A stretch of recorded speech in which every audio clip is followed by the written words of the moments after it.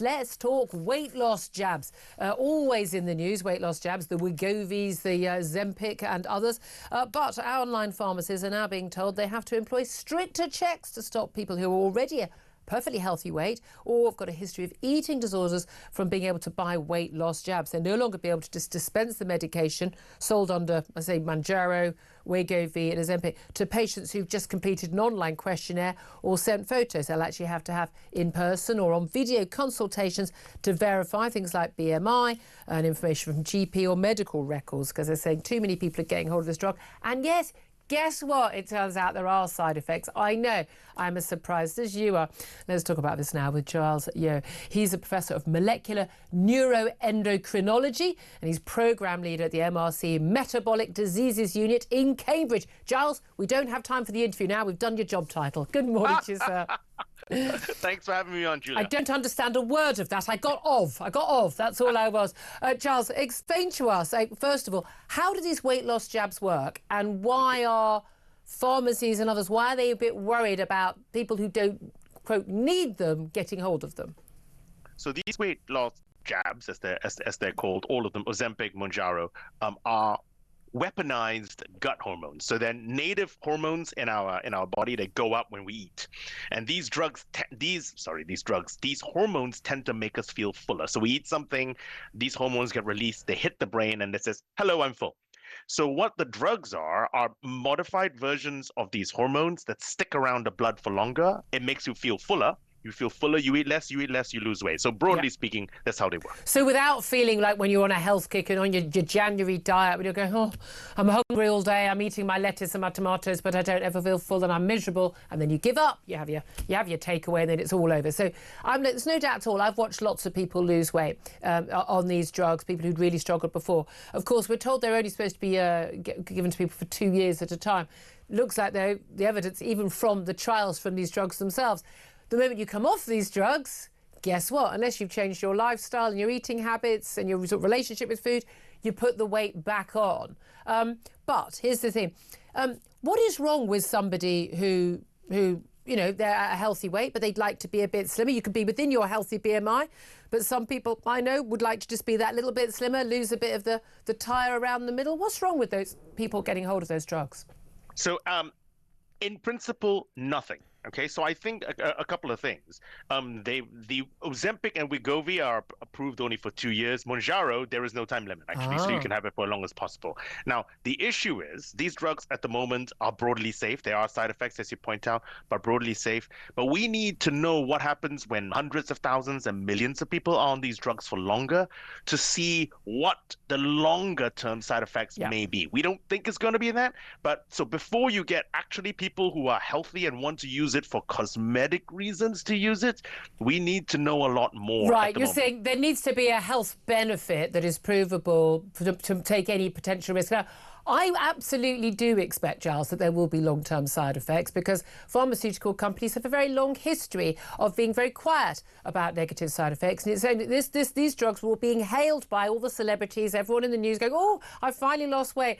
And now we're seeing people talking about the side effects. But it's particularly an issue, isn't it? It's people who haven't gone to the doctor and got it, whether private or through NHS, but who've actually got these online, bought some. We don't even know necessarily what drugs they're actually getting hold of. Are they actually dangerous drugs that, and we've already seen, a big uptick in people going to hospital needing emergency treatment because they've been using these drugs.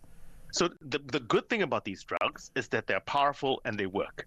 The bad thing about these drugs is that they're powerful and they work for everybody. It doesn't matter if you're a 30-stone man trying to lose weight. That's what it's designed for. That's what you should be having. It will also work for a 7-stone, 16-year-old girl. And I think ultimately that is the issue, where the former, the guy trying to lose weight, fine. That's what it's designed for. Otherwise, it can really cause harm and maybe even death. So the physicians, the doctors really do need line of sight of the actual person that they're just prescribing the drugs to. They're drugs, they should be treated as drugs. Absolutely, I completely agree with you on that. And again, just someone just filling in an online form, I would have thought even somebody, online video, or even they could just claim to be someone else unless they've got proof of ID and getting their medical records. But when you say these work, I mean, this is the interesting thing. We spoke to Carl Hennigan at Oxford University about this some time ago, and he pointed out, looking at the evidence produced by these drug companies themselves, again, about if you come off them, you put the weight back on, as is often the case with diets that don't involve a major, full lifetime change in your abilities to handle, really relationship with food. But on average, people are losing, they can lose, say, 10% of their body weight if they're overweight. So say you've got someone who's 20 stone and they're able to lose, lose, or even 10% of their body weight, lose 2 stone. You're still only looking at, over a year, you're looking at people losing ½ pound a week. You could just give up your lattes in the morning at Starbucks and you would lose that weight.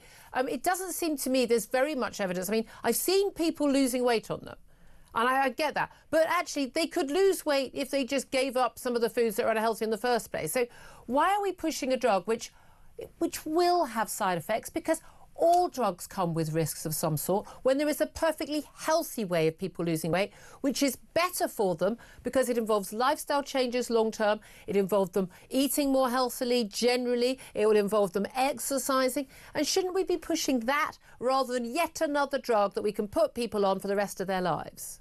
So there is a physics of it. Clearly, you're right. If you eat less, you're going to lose weight. There's no matter who you are, right? That's the problem is, and this is where it lies. Different people feel their thermostat are set, their hunger levels are set slightly differently. So some people are going to be more driven towards food. What this drug does is, so I think about appetite like as a triangle. Okay, so appetite is an integrated term in the middle. So you have hunger. It involves 3 different things. It involves hunger. We know what that means. It involves feeling full, completely different part of the brain. And it involves I love eating, the nice part of eating. I love eating. I love eating. And then what happens is, if you tug at any point of the triangle changes shape. So they all speak to each other. So what these drugs do is they make you feel fuller and therefore less hungry and helps you to lose weight. Now, does it mean everyone should be on them? No. I think you do need to look at the spectrum. There are going to be people who are 35 stone and they probably do need to be on them. They're going to be someone like me. Any risk of the drug is outweighed by the extra help. Yeah, the extra health they've got. It's all a cost-benefit analysis. Okay. Now, you're going to get someone like me, and my wife thinks I need to lose 1.5 stone. Don't tell anyone. It's probably true. No one's gonna give me Ozempic, right? I would fit in the behavioral category. I should improve my diet. Right. I should be doing this and that. But you're going to have a bunch of people in the middle, and it's going to be a gray line of which maybe you're 22 stone. Or maybe you are 18 stone, but you are really ill, compared to if you're 18 stone and you're not really ill. We think you look lovely, Giles. Now, that has been such a great explanation. We'll have to leave it there. We're times against us. Giles here, Professor of Molecular and Neuroendocrinology at Cambridge. I so appreciate you joining us. I hope you'll come on the show again. Claire, has he convinced you? Yes, I think he explained it brilliantly. I want it. I do want it. You're so slim and gorgeous. Oh, thank you. But this is my worry. We're all going to turn into those mad women in Hollywood who don't eat for 5 weeks before the Oscars. This is no way to live. I'm with him. I like food. I like eating, but I don't trust people who don't. Do you know? I don't think they enjoy life. Oh, you can enjoy life. Trust me.